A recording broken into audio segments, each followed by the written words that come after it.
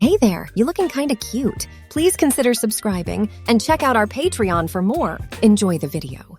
The acrid stench of stale beer and desperation hung heavy in the cramped studio apartment.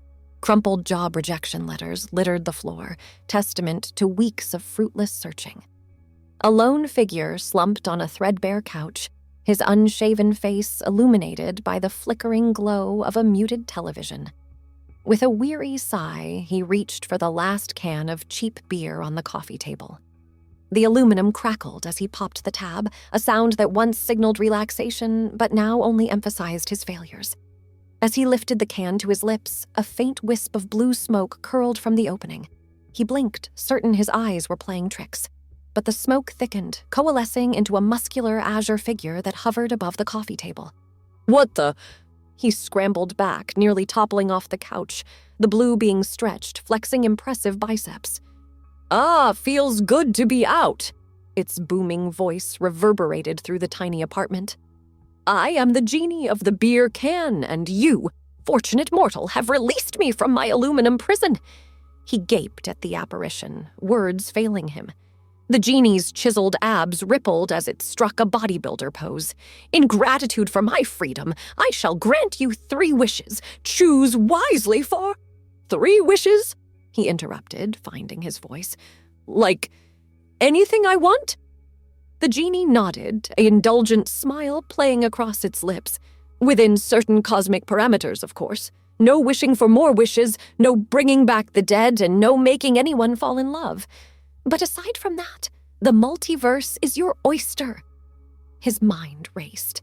After weeks of rejection and mounting bills, here was his chance to turn everything around, not just for himself, but for everyone he cared about.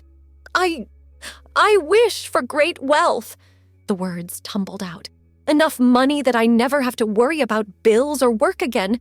And not just for me, but for my family and friends too." The genie's eyes glowed. "An admirable first wish. Consider it granted." A tingle ran through his body, but he saw no immediate change. No piles of cash materializing or notification of a massive bank transfer. He frowned, about to question the genie, when another thought struck him. "And fame," he blurted. "I want to be known and admired by millions." The genie's grin widened. "Ah, the siren call of celebrity. Very well, mortal. Your second wish is granted." Again, that strange, tingling sensation washed over him. He glanced around the dingy apartment, half expecting paparazzi to burst through the door. But everything remained stubbornly ordinary. "Wait, nothing's happening," he said, a note of panic creeping into his voice. "Are you sure these wishes are working?" The genie raised an eyebrow. "Patience, mortal.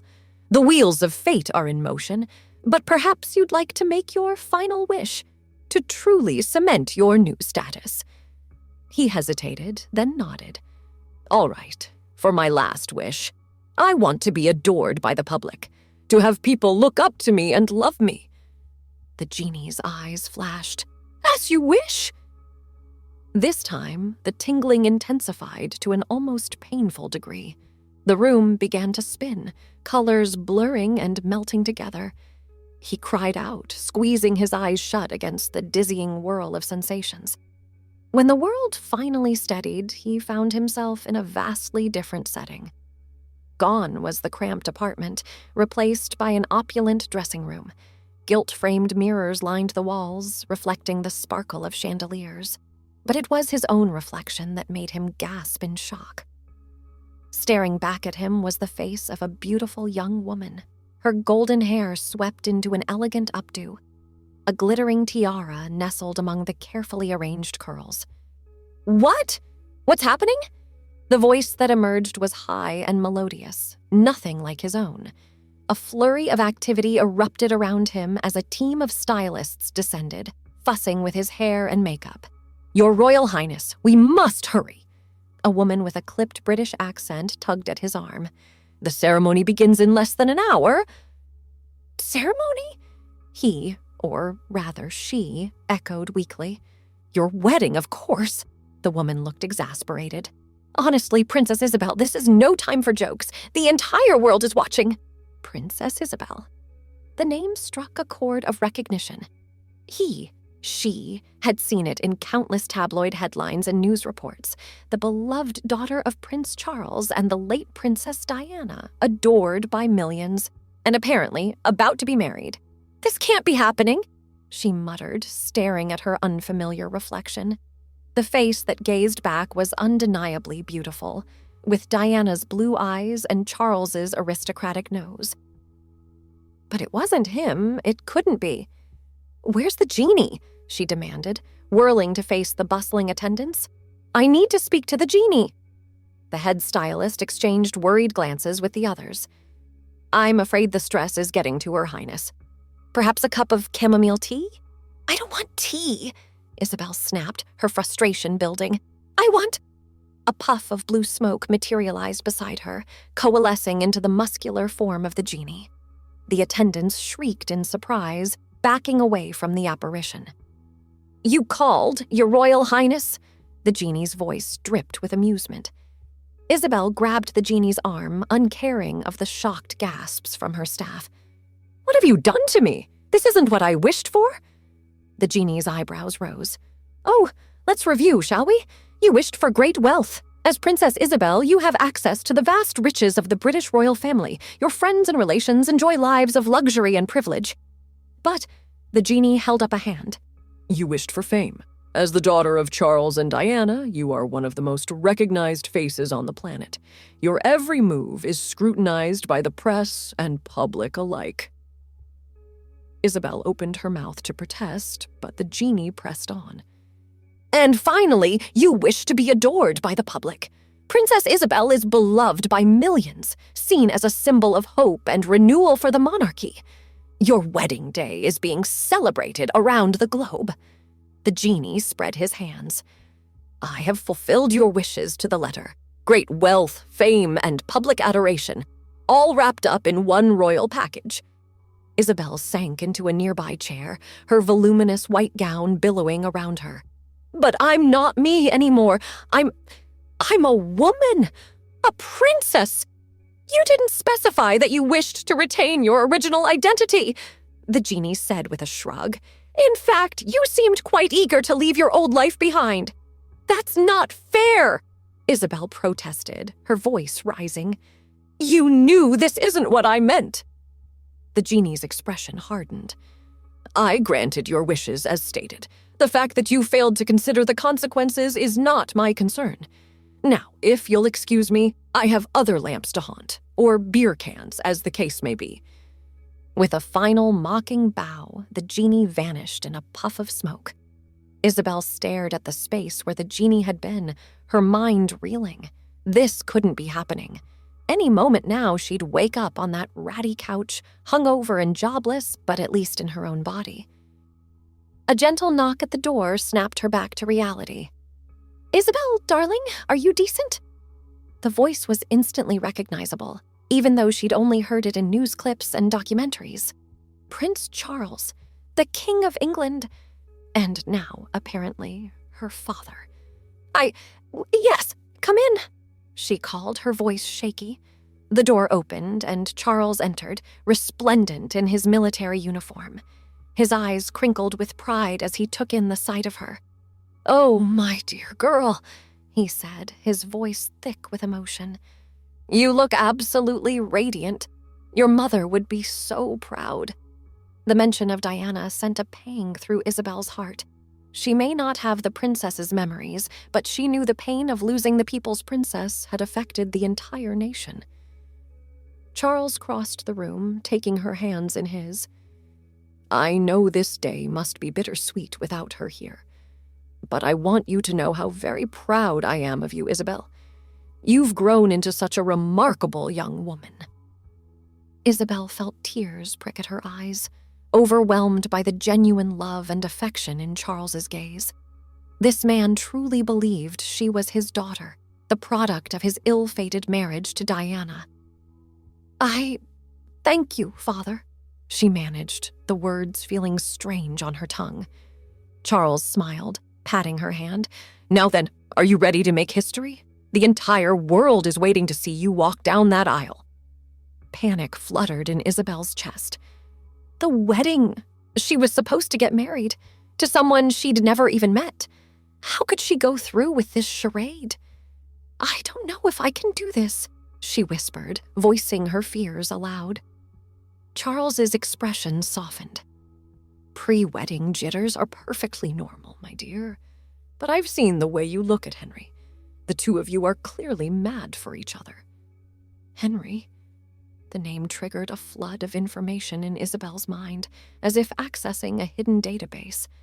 Henry Windsor, her childhood friend turned sweetheart. The public had been captivated by their fairy tale romance, dubbing them the next William and Kate. What if... Isabel hesitated, searching for the right words. What if I'm not the person Henry thinks I am? Charles chuckled. My dear, every bride has those doubts. But Henry loves you for who you are, not some idealized version of a princess. He's seen you at your best and your worst, and he's still here, ready to pledge his life to you. Isabel nodded, not trusting herself to speak. The depth of emotion in Charles's words was overwhelming. This wasn't just some cosmic joke or wish gone wrong.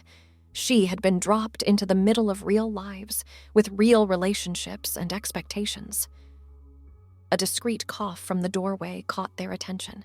The head stylist had returned, looking apologetic for interrupting.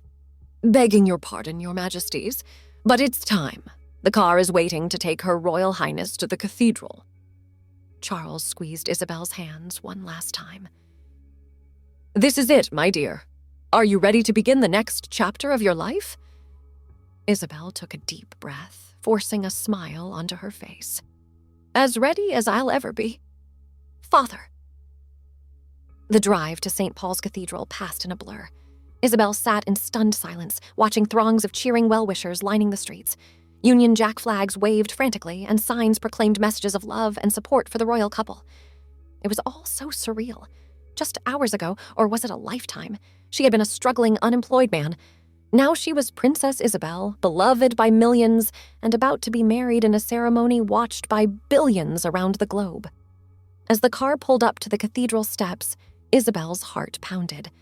This was it. There was no backing out now, no way to explain that she wasn't really Princess Isabel, just some hapless fool who'd made a careless wish. The car door opened, and a roar went up from the crowd.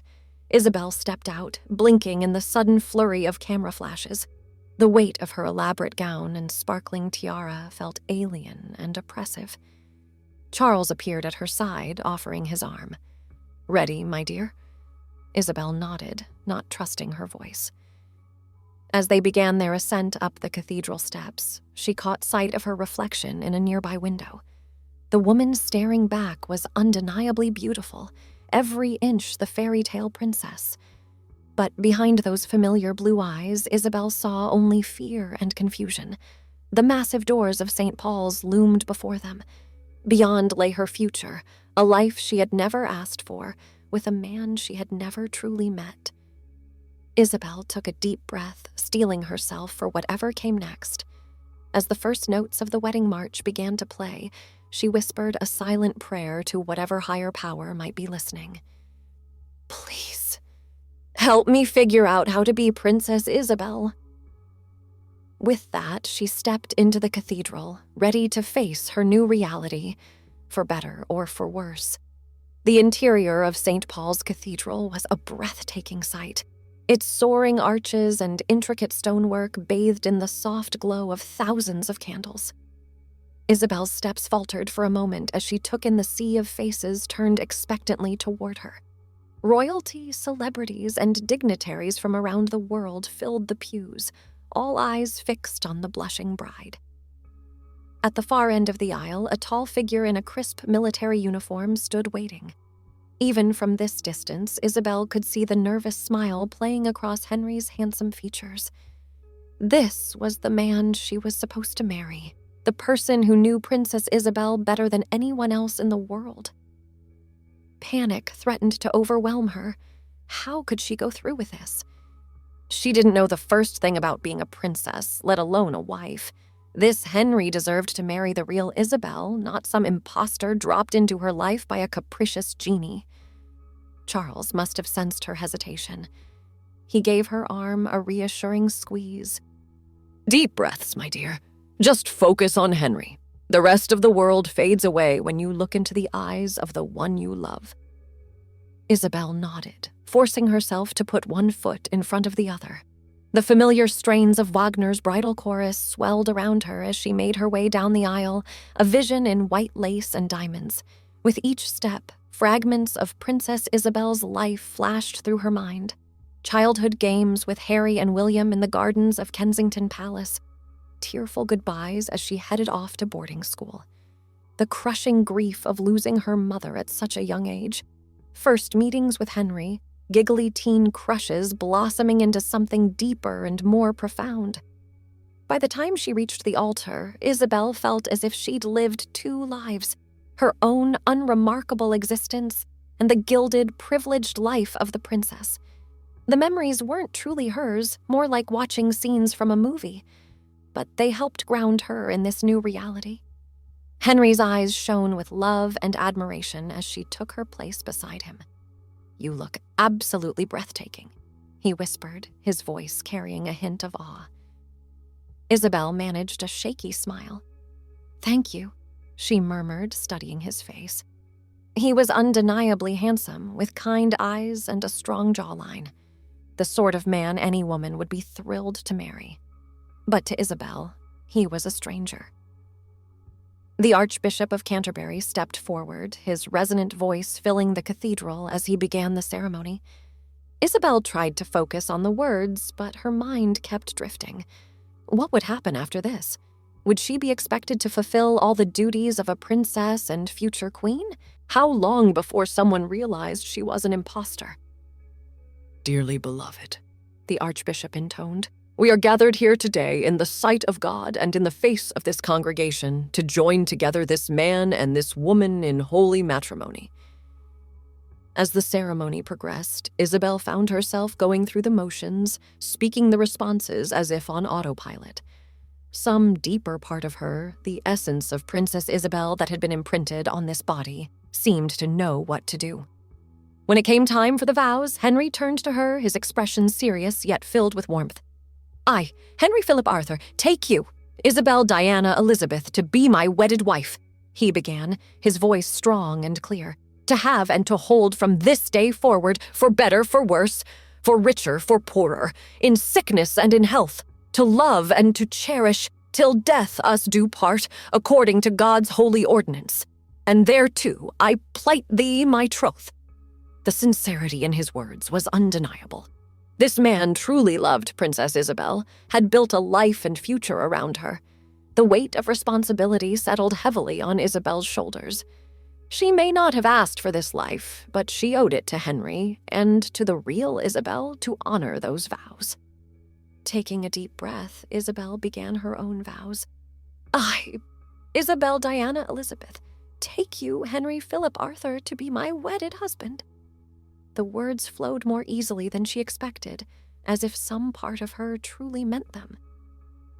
As they exchanged rings, Isabel marveled at how natural it felt. The cool metal band slid onto her finger, a perfect fit. In that moment, she wasn't just play-acting at being Princess Isabel. She was Princess Isabel, making a solemn commitment before God and country. "I now pronounce you man and wife," the Archbishop declared. "You may kiss the bride." Henry's lips met hers in a gentle, loving kiss. The cathedral erupted in applause, the joyous pealing of bells adding to the celebratory atmosphere. As they turned to face the congregation, now officially husband and wife, Isabel felt a surge of conflicting emotions. Joy and fear, excitement and trepidation all swirled together in a dizzying mix. The recessional music began, and Henry offered her his arm. "Ready to face the world, Mrs. Windsor?" he asked with a playful grin. Isabel nodded, mustering a smile. "As ready as I'll ever be." As they made their way back down the aisle, rose petals showering down from above, Isabel caught sight of her reflection in one of the cathedral's ornate mirrors. The woman staring back was undeniably Princess Isabel, resplendent in her wedding finery. But behind those familiar blue eyes, a flicker of uncertainty remained. She may have made it through the ceremony, but the real challenge was just beginning. Somehow, she would have to navigate this new life, learning to be both a princess and a wife, and all the while, she'd have to guard the impossible secret of her true identity. The bright sunlight hit Isabel's face as they emerged from the cathedral, momentarily blinding her. The roar of the crowd was deafening, a sea of waving flags and beaming faces stretching as far as the eye could see. Henry squeezed her hand. "Wave to them, darling. They've been waiting all day for this moment." Isabel raised her free hand, offering a tentative wave to the adoring masses. The crowd's cheers intensified, and she felt an unexpected warmth bloom in her chest. These people truly loved Princess Isabel, saw her as a symbol of hope and renewal for the monarchy. As they made their way down the steps to the waiting carriage, rose petals and confetti raining down around them, Isabel made a silent vow. She may not have asked for this life, but she would do her best to live up to the legacy of the real Princess Isabel. For Henry, for the royal family, and for all the people who looked to her with such adoration. The newlyweds climbed into the open-topped carriage, ready to begin their procession through the streets of London. As the horses started forward with a gentle lurch, Henry leaned in close. "I love you so much, Izzy," he murmured, using the pet name that only he was allowed. "Thank you for making me the happiest man alive."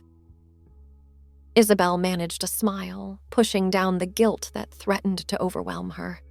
"I love you too," she whispered, the words feeling strange on her tongue. But as Henry's face lit up with joy, she realized that perhaps in time, they might become true. The carriage rolled forward, carrying them into a future neither of them could have imagined. For better or worse, Isabel was now a princess, a wife, and a public figure adored by millions. Only time would tell if she could truly become the woman everyone believed her to be. As they waved to the cheering crowds, Isabel allowed herself a moment of hope. Perhaps this new life, unexpected as it was, could be a chance for redemption. A way to make a real difference in the world, far beyond anything she could have achieved in her previous existence. With that thought to buoy her, Princess Isabel Windsor, née Spencer, settled into her role, ready to face whatever challenges lay ahead. The fairy tale wedding was over, but her real story was just beginning. The carriage procession wound its way through the streets of London, passing iconic landmarks draped in Union Jack bunting. Throngs of well-wishers lined the route, their cheers creating a constant wall of sound. Isabel's cheeks ached from smiling and waving, but she kept at it, buoyed by the genuine outpouring of affection. "They adore you," Henry remarked, giving her hand a squeeze. "And who could blame them? You're positively radiant today." Isabel felt a blush creep up her cheeks. "You're not so bad yourself," she replied, surprising herself with the ease of the banter. Perhaps some of the real Isabel's personality was seeping through. As they passed Buckingham Palace, a memory, or was it an echo of the real Isabel's past, flickered through her mind. Running through those grand hallways as a child, playing hide-and-seek with her cousins while guarded by stoic footmen, the mental image was so vivid she could almost smell the polish used on the antique furniture. "Penny, for your thoughts," Henry's voice snapped her back to the present. Isabel shook her head slightly. "Just taking it all in. It's a bit overwhelming." Henry nodded sympathetically. "I know what you mean. I keep expecting to wake up and find this was all an elaborate dream." He chuckled. "But then I look at you, and I know it's real. We really did it, Izzy. We're married." The pure joy in his voice sent a pang of guilt through Isabel's heart. Henry truly loved her, or rather, he loved the woman he thought she was. How long could she keep up this charade before he realized something was amiss? As if sensing her disquiet, Henry's expression softened. "Hey, it's okay to be nervous. This is a big change for both of us, but we're in this together, yeah? Whatever comes our way, we'll face it as a team." Isabel nodded, forcing a smile. Together, she echoed, the word tasting bittersweet on her tongue. The carriage completed its circuit, depositing them back at Buckingham Palace for the reception. As they climbed the grand staircase, a whirlwind of activity swept around them. Staff bustled about, making last-minute preparations for the lavish celebration to come. Your Royal Highnesses, a harried-looking woman in a smart suit approached, clipboard in hand. We've prepared the Holland room for you to freshen up before the reception. The photographer will be ready in 20 minutes for the official portraits. Isabel blinked, momentarily overwhelmed by the flurry of information, but Henry just nodded, as if this were all perfectly normal. Thank you, Margaret. We'll be ready. As they were ushered into a sumptuously appointed sitting room, Isabel caught sight of their reflection in an ornate mirror. The couple staring back looked like something out of a fairy tale.